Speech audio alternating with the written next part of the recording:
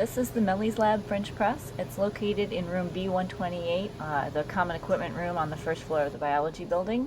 When you come to use it, you'll want to bring a couple things with you, some conicals to collect your sample, a rack, a couple beakers, maybe a Sharpie, and of course your cell culture.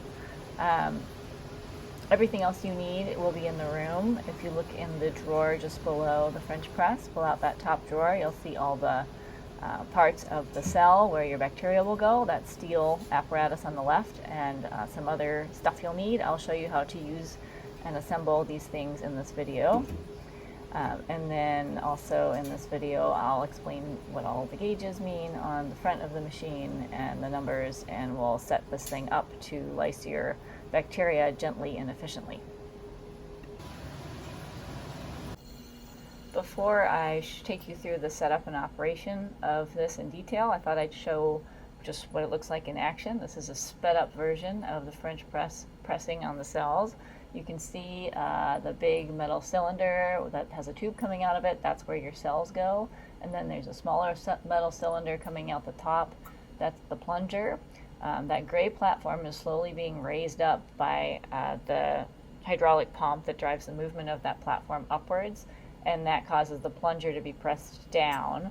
So inside that big metal cylinder is where your bacteria go, and you can see me adjusting a little knob. That's a needle valve that prevents the bacteria from getting squirted out that tube. But you open it just a little bit so that you maintain pressure inside the cylinder, but there's also cells getting squirted out the tube so that you're treating them with shear stress and depressurizing, and that causes them to pop open.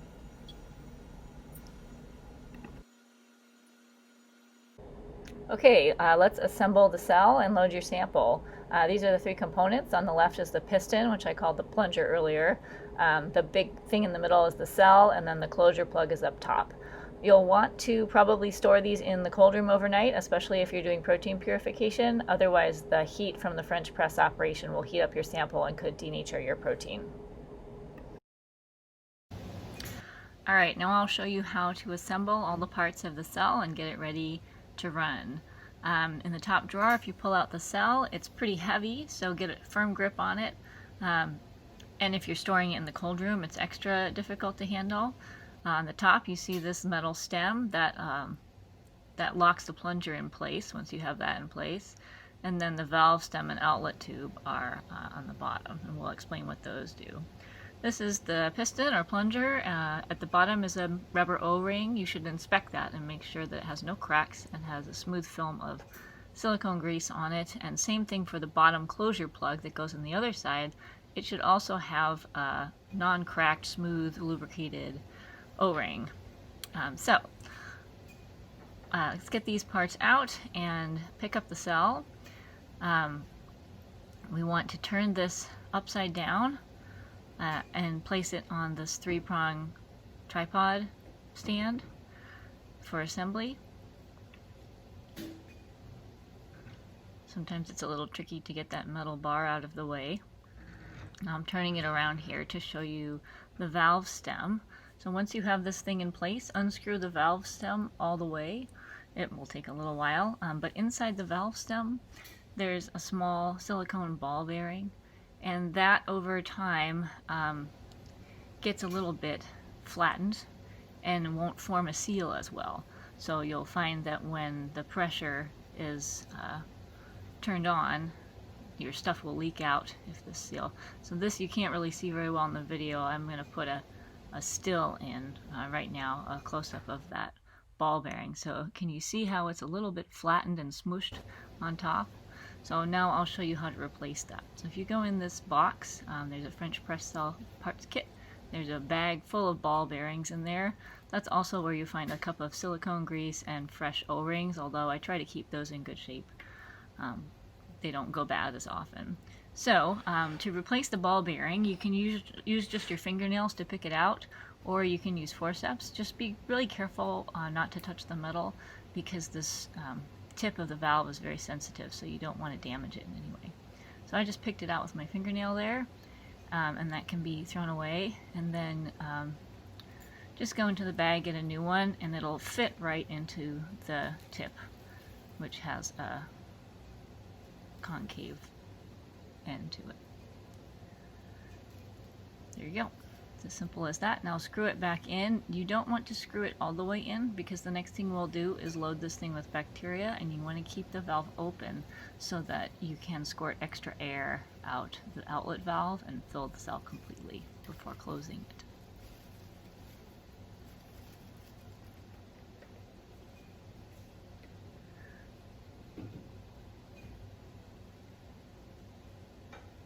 Alright, so now we're going to insert the piston.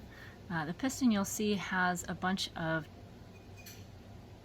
markings and settings for different volumes. It works with 5, 10, 20, or 40 mils of culture volume.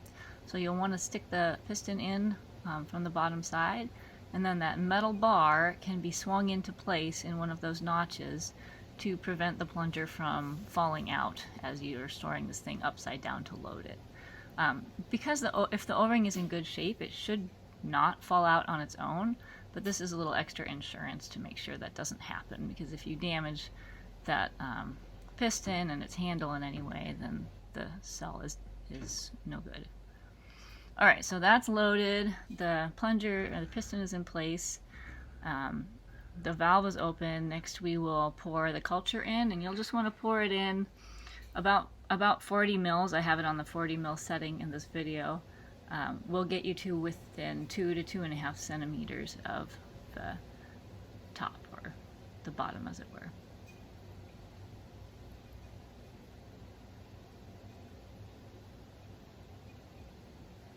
Okay, so that's full, and the next is to take the closure plug, and you'll have to just press it in to close the cell. But when you do that, since the valve is unscrewed partially, some culture will likely come squirting out that outlet tube. So as I push the closure plug in, I keep a conical nearby. And also, this is a good control if you're just starting out on your protocol. You'll know what the bacteria were like pre-lysis if you save this. It's a convenient way to save a control. Looks like there was a little bit of an overshot there. Most of you will be using BSL 1 level bacteria, and for that we have both 70% ethanol and a bleach available in squirt bottles that you can use to clean up any spills that you have. And I'll show you how to clean up properly at the end of this video too. So the closure plug's on. If you have any trouble getting it on, you may have to press really hard. If the person before you hasn't cleaned it properly, the outlet tube can get clogged, but usually you just have to apply extra pressure, and that itself can clear the stoppage. Okay.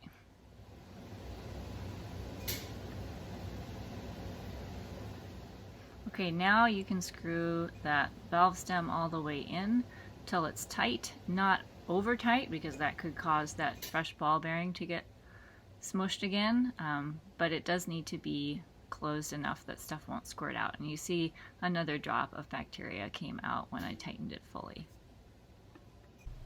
Okay, now we are ready to turn the thing on. There's a toggle switch in the front. Pop that up, and then this platen or platform that will hold the cell will descend as long as the lever is pointed all the way to the left to the down position. It's usually all the way down when you turn the machine on, but I'm just illustrating here what it looks like. When it gets to the bottom of its trajectory, you'll see the front gauge pop up to 500. You can change this setting with that pressure increase knob, but J. Mellies has found that 500 is really good for popping open cells, so we leave it there. And I'll talk more about those numbers while this thing is running. Okay, so grab hold of the cell firmly, keep your hand on the bottom as much as you can, and then place the assembled cell onto the platen. You want to push it back so that it is flush up against those 3 steel pegs, and then also rotate the safety bar into place and screw down the black thumb screws. At this point also move the bar out of the notch on top of the cell that was holding it in place while it was upside down. And last but not least, rotate the piston handle so that it's perpendicular to the screws at the very top of the machine that you can't see here. But they must be perpendicular or else it will damage the handles. While I was assembling it, I noticed that the valve wasn't quite sealed and a little bit squirted out of that outlet tube, so I'm just cleaning up a little bit right there with bleach again, or ethanol. Alright, so also in that top drawer there's a baggie of tubing, or a couple loose pieces of tubing, clear tubing. Grab one of those. They should all be clean if they're in the drawer, and attach it to the outlet tube. And that is where your cells will emerge. Then you'll also want to grab a beaker of ice and your collection tube for your lysed sample, and place the tube into the conical.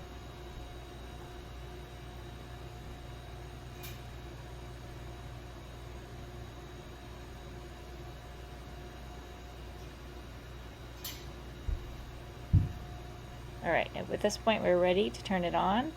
For this cell, 1-inch standard cell, you turn it to the high ratio setting and the platen will start to ascend. So I'm just adjusting the camera so you can see the top of the piston, where the piston handle is headed up.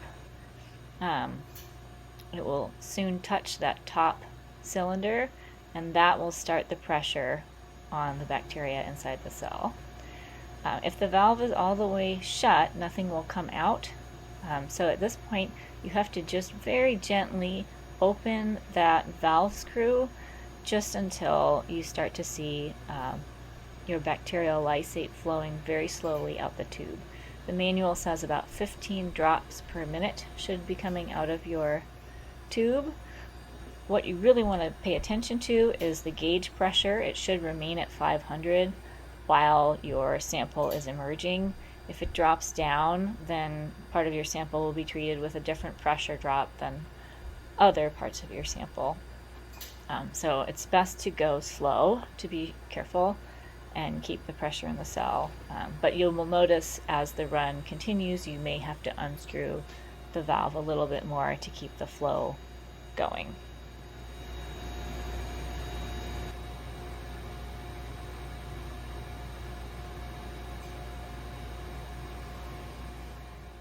So the glory of the pandemic is that you don't actually have to sit in the room with me and watch this thing drip for 20 minutes. I'm just going to give you a little sense of part of the run here. You saw me just now, I had to adjust the valve just a little bit more to keep the flow going, but not too much so it doesn't go too fast. The gauge it's just out of frame, but it was staying at 500.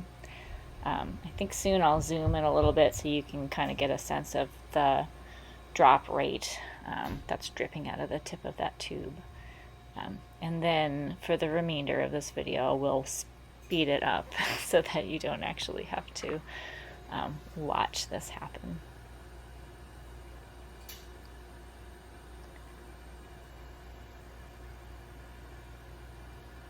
Yeah, so here I'll pick up the tube, and the gauge pressure will remain at 500 psi if you're doing everything right. This corresponds to 7,000 to 8,000 psi, that the pressure on the cells. And you can look in the manual if you want to look at the math to see how this calculation is made. And there's a handy dandy conversion chart on the front of the machine as well. This next section of the video is sped up so you can see the sample emerging faster and the platen rising faster. At some point the platen will stop and the sample will be all done, and you can move the lever to the down position and the platen will descend, and then you are ready to clean up. To clean up, remove the cell assembly from the French press, and I like to put a tub in the sink to catch any bacterial waste and just remove each part and give it a rinse in the sink with water.